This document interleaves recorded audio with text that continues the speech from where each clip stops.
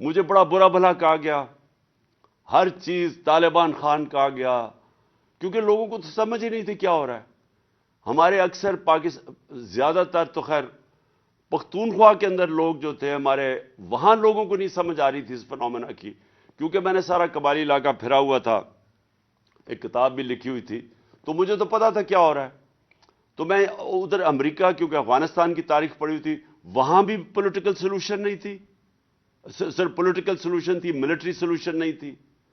اور ادھر بھی میں یہ کہتا گیا کہ ہمیں ان کے ساتھ ریکنسائل کرنا چاہیے، کیونکہ ڈفرینٹ گروپس لڑ رہے تھے، اس کے اوپر ہمارے دشمن بھی کود پڑے، انہوں نے بھی فائنانس کرنا شروع کر دیا ٹی ٹی پی۔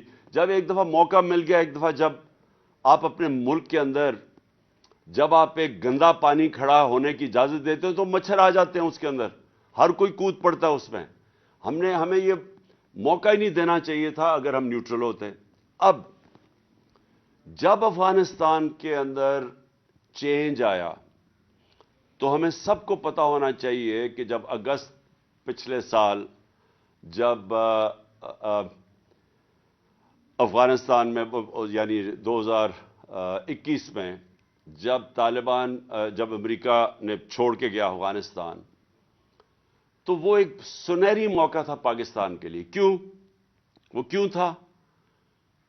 کیونکہ جو غنی حکومت تھی، وہ غنی حکومت پرو انڈیا تھی۔ ادھر سے 3 گروپس ہمارے خلاف پاکستان میں آپریٹ کر رہے تھے۔ ہم نے پوری کوشش کی غنی حکومت سے دوستی کرنے کی۔ ہم نے یہ فیصلہ کیا کہ ہم نے کوئی افغانستان میں انٹرفیئرنس نہیں کرنی۔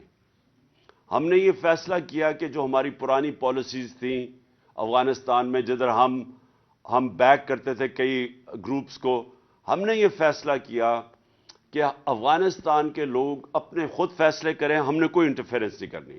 لہٰذا ہم نے غنی حکومت سے بھی دوستی کی اور کوشش کی کہ طالبان اور غنی حکومت کے اندر کسی طرح کوئی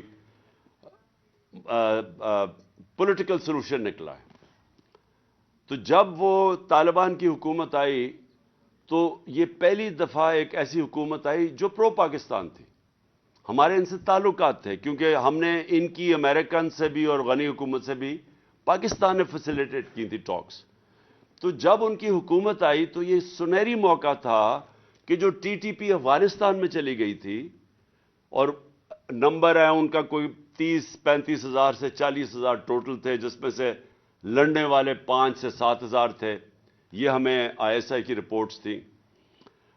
تو اب جب ہماری ایک پرو پاکستان حکومت آ گئی، اور یاد رکھیں کم از کم 3 لاکھ لوگوں کو ہم نے، باہر کے لوگوں کو ایویکویٹ کروایا پاکستان کے ذریعے، جنہوں نے اور وہ اس لیے کیا کیونکہ ہمارے اچھے تعلقات تھے نئی حکومت سے۔ تو اب یہ جو سیناریو ہے، میں اس کے اوپر آ رہا ہوں کہ یہ بیک گراؤنڈ آپ کو سمجھ آنی چاہیے کہ جب ایک پرو پاکستان حکومت آ گئی اور انہوں نے پھر ٹی ٹی پی کو کہا کہ آپ پاکستان اب واپس جائیں، تو یہ ٹائم تھا ہمارا اس کا ایک پرامن اس کا سیٹلمنٹ کرتے، کیونکہ افغانستان کی اندر ایک پرو پاکستان حکومت آنے وہ بہت ضرورت تھی اگر ہم نے ان کے ساتھ سیٹلمنٹ کرنی تھی، کیونکہ وہ پریشر ڈال سکتے تھے ان کے اوپر، اور انہوں نے پریشر ڈالا، اور ہم نے آپس میں ہماری میٹنگز ہوئی اور ریگولر میٹنگز کرتے تھے۔ اب 2 چیزیں آپ سب نے سمجھنی ہیں۔ نمبر 1، فاٹا مرجر، یہ آپ سب نے سمجھنا ہے کہ یہ سب ناممکن سمجھتے تھے۔ اس میں ساری پولیٹیکل پارٹیز بیٹھی اور انہوں نے فیصلہ کیا کہ ہم مرجر کریں گے۔ اس میں جو کے پی تھا اس کے اوپر سب سے زیادہ ضرورت اس مرجر کی تھی، کیونکہ نقصان اور فائدہ کے پی کو ہی ہونا تھا۔ اگر یہ مرجر غلط ہو جاتا ہے تو اس کا سب سے بڑا نقصان پختونخوا کو ہے، اور اگر یہ ٹھیک ہو جاتا ہے تو کے پی میں فائدہ اس لیے ہے کہ آبادی بھی بڑھ جاتی ہے اور ریسورسز بھی بڑھ جاتی ہیں، اور موقع مل جاتا ہے کہ جو پرانے قبائلی علاقے کے لوگ پیچھے رہ گئے تھے، کیونکہ وہ ہر سوشل انڈیکیٹرز میں پیچھے رہ گئے تھے، تو کوشش یہ تھی کہ ان کو بھی اپ لفٹ کیا جائے۔ تو جب یہ مرجر کا فیصلہ ہوا تو یاد رکھیں کہ جتنے بھی صوبے تھے سب نے مل کے فیصلہ کیا کہ 3% اپنا جو اینیول جو ان کی NFC ایوارڈ میں سے وہ فاٹا کی طرف جائیں گے. فاٹا مرجر کی یعنی جو فاٹا کے جو ڈسٹرکٹ مرج ہوئی تھی ان کی اپ لفٹ میں جائے گا. تو صرف جب یہ وعدے تو سب نے کر دیے، لیکن 2018 کے بعد صرف پنجاب نے پیسے دیے اور پختونخوا نے اپنے سے پیسے دیے. نہ وہاں بلوچستان کی طرف سے پیسہ آیا، نہ اور سندھ نے صاف انکار کر دیا، جبکہ یہ ایک سب کا فیصلہ ہوا تھا. اب یہ میں تھوڑا سا ذرا سب کو یہ بھی بتا دوں جن کو اس چیز کی سمجھ نہیں ہے، یہ کیوں ضروری تھا ایکسٹرا فنڈز دینے مرج ڈسٹرکٹس کو؟ کیونکہ وہ پیچھے رہ گئے ہیں. وہ جو اور پہلے تو وہ ویسے ہی پیچھے رہ گئے ہر سوشل انڈیکیٹرز کے اندر. پڑھائی میں غربت سب سے زیادہ وہاں تھی، لوگ وہاں کوئی نوکریاں نہیں تھی، لوگ باہر زیادہ تر کام کرنے جاتے تھے. لیکن جو سب سے زیادہ ضرورت اس لیے تھی کہ ایک وہاں اینٹی مرجر ایک طبقہ تھا. تو ان کے لیے بھی اگر آپ مرجر کے اندر وہاں لوگوں کی زندگیاں بہتر ہو جاتی ہیں تو اس لیے وہ مرجر جو اینٹی مرجر گروپ ہے ان کے لیے بھی مشکل ہوتا ہے اس کے خلاف کیمپین کرنا.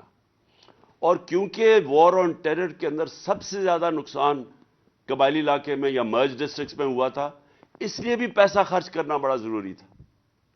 لیکن جب پیسے وہاں سے بھی نہیں دیے اور جو پختونخوا حکومت جس نے اپنے فنڈز دینے تھے انہوں نے تو اپنے فنڈز دے دیے، لیکن جب فیڈرل گورنمنٹ ہماری جب گورنمنٹ یہ بیرونی سازش کے تحت ہمیں گرایا گیا تو جب فیڈرل گورنمنٹ ان کی آئی نون لیگ کی، ان کو ایک تو انہوں نے فنڈز روک دیے اور دوسرا ان کو کسی کو سمجھ ہی نہیں آئی کہ کتنا امپورٹنٹ تھا کہ جب وہ آئے ہیں باہر سے، وہ جو TTP ادھر پش ہوگی، جب پاکستان آئے تو ان کی ری سیٹلمنٹ کے اوپر ان کو توجہ دینی چاہیے تھی.